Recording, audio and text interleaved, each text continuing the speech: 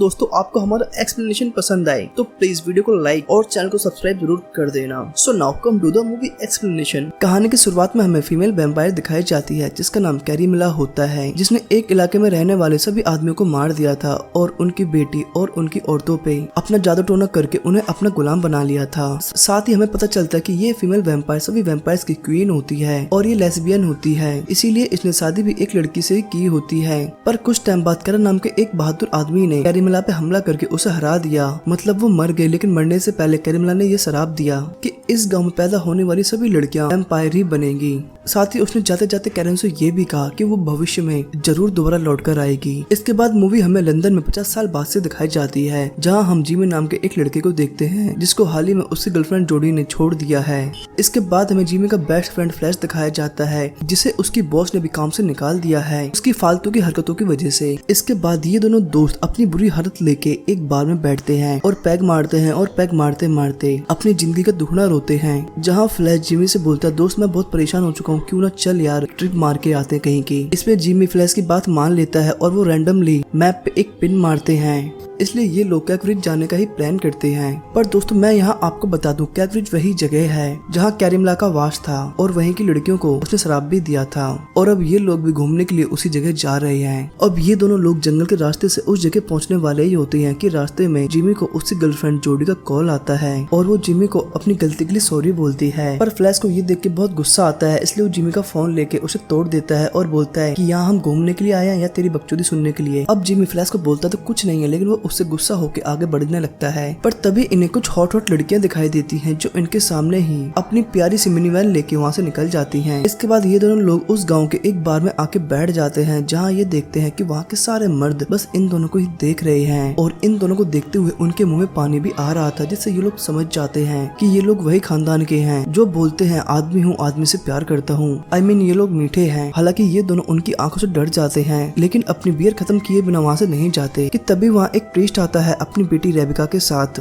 जो बार के ऑनर की कॉलर पकड़ के उसे चिल्लाते हुए बोलता है कि हम सबको मिलके उस बुरी शक्ति से लड़ना होगा, तभी हम मुक्त हो पाएंगे। असल में वो उसी शराब के बारे में बोल रहा था जो कैरीमिला ने मरने से पहले इन गांव वालों को दिया था, पर कोई भी उसकी बातों को सीरियस नहीं लेता। पर इसी बीच हम वहाँ प्रीस्ट की बेटी रेबिका को देखते हैं, जिसपे फ्लैश लाइन मारने लगता है और वो भी फ्लैश को लाइक करने लगी थी। अब प्रीस्ट और रेबिका के जाने के बाद बार का ऑनर इन दोनों लड़कों के पास आता है और इनसे बोलता है कि तुम दोनों चाहो तो यहाँ रुक सकते हो और वो भी फ्री में। अब बार ओनर की बात सुनकर जिमी और फ्लैश समझ जाते हैं कि क्यों हमें ये फ्री में रोकना चाहता है, मतलब ये हमें फ्री में रोक के रात में अपने शौक पूरे करेगा। और इस इमेजिनेशन को सोचते हुए ये दोनों काफी डर जाते हैं और अपनी दुम बचा के भाग के बाहर आ जाते हैं। वहीं दूसरी तरफ हम उन वैन वाली लड़कियों को देखते हैं जो अभी शानदार किटी पार्टी कर रही हैं, पर सडनली चलते चलते उनकी वैन बंद हो जाती है और तभी उन्हें वहाँ किसी के आने का एहसास होता है। पर ये दोनों फ्लैश और जिमी होते हैं। अब फ्लैश बाय द कुछ फ्लैटी टाइप के लड़के होते हैं, इसलिए वो तो उन लड़कियों से जल्दी इंटरेक्ट हो जाते हैं। पर हमारे जिमी भाई जो कि बहुत ज्यादा सीधे होते हैं, उन्हें थोड़ा टाइम लगता है। फिर वैन के अंदर आके फ्लैश इन लड़कियों को बताता है कि हम सभी सेमिक कॉटेज में रुकने वाले हैं। फ्लैश की ये बात सुन के सभी लड़कियां काफी खुश हो जाती हैं। दूसरी तरफ हम बार में जूडी को देखते हैं जो जिमी को ढूंढते ढूंढते यहाँ तक आ चुकी है और वो बार ओनर से उस कॉटेज का एड्रेस ले लेती है और जिमी को ढूंढने के लिए वो उस कॉटेज की तरफ निकल पड़ती है। और इधर हम इन सभी लोगों को देखते हैं जो उसी कॉटेज में रुकने के लिए आ जाते हैं और हमें पता चलता है कि ये कॉटेज उसी फीमेल कैरीमिला वैम्पायर का है, 50 साल पहले यही मरी थी। यहाँ आके फ्लैश भाई तो उन लड़कियों के साथ मिलकर डुमचुक डुमचुक करने लगते हैं, लेकिन जिमी को उनमें कोई इंटरेस्ट नहीं होता और वो उस महल को देखने लगता है। तभी उसकी नजर कैरीमिला के एक पेंटिंग पे पड़ती है कि तभी वहाँ लोटी नाम की एक लड़की आ जाती है और जिमी उस पेंटिंग के बारे में उस लड़की से पूछता है, जिसपे लोटी बताती है कि इसका नाम कैरीमिला है और ये महल इसी का था। इसके बाद इनमें से एक लड़की को वॉशरूम जाना होता है, इसलिए वो वॉशरूम के लिए निकल जाती है क्योंकि वॉशरूम बाहर जंगल में कैबिन के अंदर होता है। पर उसके साथ एक और लड़की जाती है, पर जब वो लड़की अंदर फ्रेश हो रही होती है तो ये दूसरी लड़की बाहर खड़े होकर उसका वेट करती है। पर तभी हम देखते हैं कि वहाँ एक फीमेल वैम्पायर आके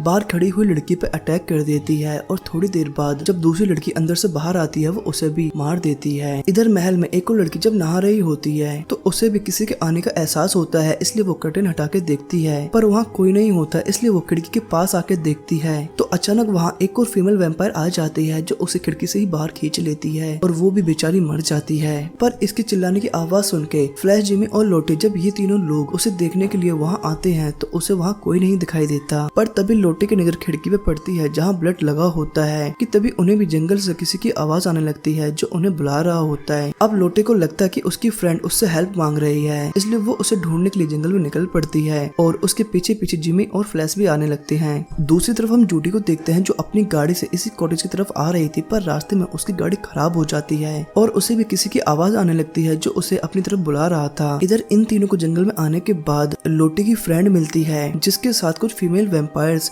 इंटीमेट हो रही थी, साथ ही वो उनके गर्दन पे काट भी रही थी। अब ये लोग छुपके से इस दृश्य को देख ही रहे होते हैं कि तभी पीछे से एक फीमेल वैम्पायर फ्लैश पे भी अटैक कर देती है और वो उसे काटने वाले ही होती है कि जिमी उसे मार के रोक लेता है और अब वो वैम्पायर जिमी के पीछे लग जाती है। पर इसी दौरान अचानक से लोटे एक लकड़ी के टुकड़े को उस वैम्पायर की पीठ में घुसा देती है जिससे वो वैम्पायर मर जाती है और उसकी बॉडी से व्हाइट कलर का ब्लड निकलता है। पर इनके शोर से वाकई की वैम्पायर इनको देख लेती है और अपनी तरफ बुलाने लगती है और अब ये तीनों लोग अपनी जान बचाने के लिए वापस से कॉटेज की तरफ भागने लगते हैं। पर इनके सामने एक और वैम्पायर आ जाती है जिसकी फ्लैश गर्दनी काट देता है और ये लोग जल्दी से भाग करके अपने कॉटेज में आ जाते हैं और दरवाजा बंद कर लेते हैं। पर कुछ ही देर बाद कोई इनका दरवाजा खटखटाता है और वो आवाज भी लगाता है, इसलिए जिमी दरवाजा खोल देता है और पता चलता है कि ये तो जूडी है। अब जिमी ने दरवाजा इसलिए खोला था क्योंकि उसने जूडी की आवाज पहचान ली थी।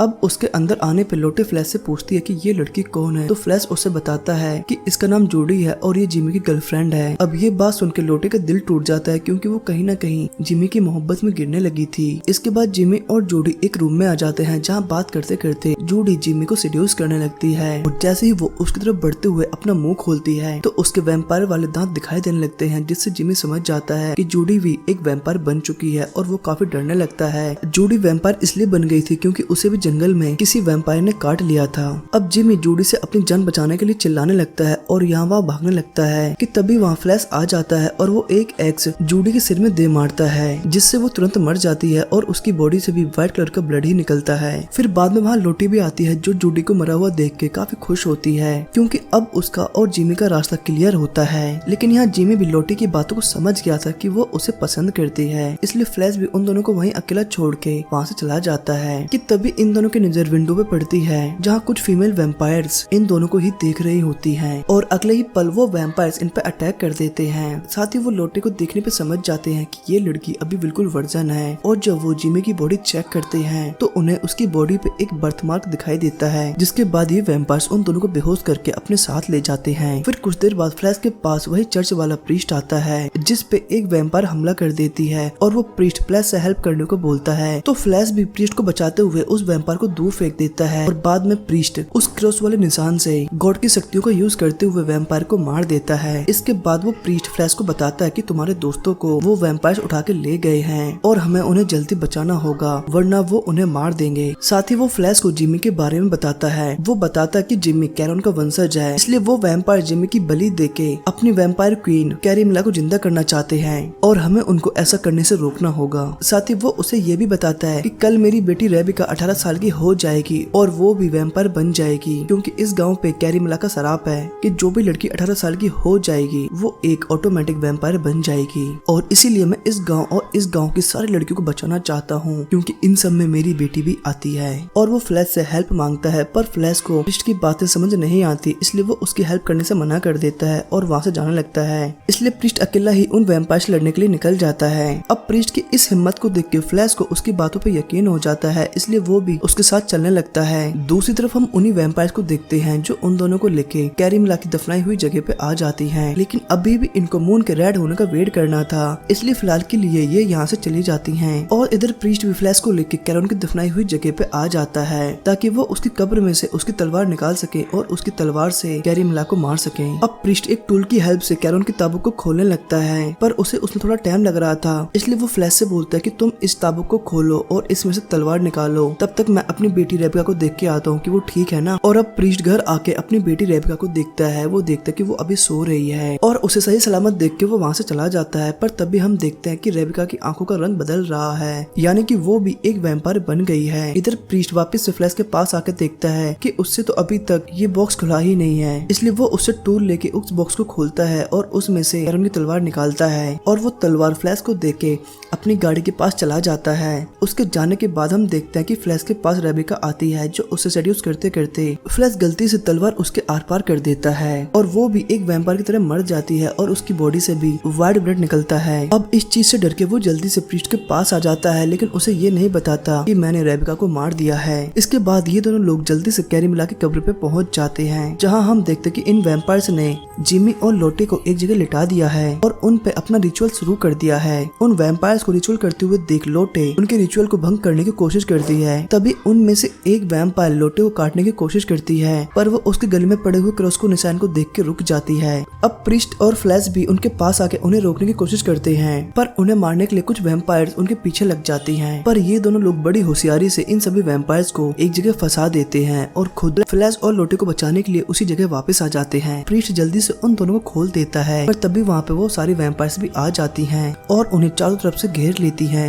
अब प्रीस्ट को कुछ समझ में नहीं आता कि वो क्या करे, इसलिए वो फ्लैश से बोलता है कि तुम उस तलवार को निकालो और इन सबको मार दो। लेकिन इस बार फ्लैश वो तलवार गाड़ी में ही भूल आया था। ये सुनकर प्रीस्ट फ्लैश से बोलता है, शाबाश बेटे, मौज कर दी। वेल वो उन तीनों से बोलता है, इन वैम्पायर्स का ध्यान मैं अपनी तरफ लगाता हूँ और तुम लोग जल्दी से गाड़ी से तलवार लेके आओ। अब यहाँ से भागते हुए फ्लैश और जिमी तो कब्रिस्तान का गेट पार कर लेते हैं, लेकिन लोटी फंस जाती है कि तभी उसके सामने एक वैम्पायर आ जाती है और इधर दूसरी तरफ वो प्रीस्ट गॉड के निशान से इन वैम्पायर्स को मारने की कोशिश करता है, लेकिन इस बार उनका इससे कुछ नहीं होता। अब इसी दौरान हम देखते हैं कि इन वैम्पायर्स का रिचुअल कंप्लीट हो गया था, जिसकी वजह से इनकी वैम्पायर क्वीन कैरीमिला अब जिंदा हो गई है और वो जिंदा होते ही प्रीस्ट पे अटैक कर देती है, जिस वजह से वो दूर जाके गिरता है। बाहर ये दोनों तलवार लेके आ जाते हैं और गेट खोलने लगते हैं, लेकिन इनसे गेट नहीं खुलता। इधर वो वैम्पायर लोटे को बहुत बुरी तरह मार रही होती है और मारते मारते वो उसे सीड्यूस करने लगती है, पर इसी बीच मौका पाके लोटे अपने लॉकेट से उस वैम्पायर का गला काट देती है, जिससे वो वैम्पायर मर जाती है। और अब अपने वैम्पायर को मरता हुआ देख यहाँ कैरीमिला आ जाती है और लोटे को पकड़ लेती है और वो उसको मारने वाले ही थी कि तभी वहाँ ये दोनों भी आ जाते हैं। और अब अगले ही पल फ्लैश कैरीमिला पे अटैक करता है, पर वो उसका कुछ नहीं कर पाता और वो उसको भी पकड़ लेती है। और अब कैरीमिला इन दोनों को मारने वाले ही होती है कि जिमी कैरन की तलवार उसकी तरफ फेंकता है और वो तलवार सीधा जाके कैरीमिला के दिल पे लगती है, जिससे उसकी दोबारा मौत हो जाती है और ये दोनों लोग बच जाते हैं। और अब कैरीमिला द क्वीन ऑफ वैम्पायर के मर जाने की वजह से इस गांव की सारी लड़कियां दोबारा से नॉर्मल सामान्य लड़कियां बन जाती हैं और उन सभी को ठीक और नॉर्मल देख के ये तीनों भी काफी खुश होते हैं। और मूवी के एंड में लोटे और जिमी एक चिपकदार किस करते हैं और इसी के साथ इस मूवी का एंड हो जाता है।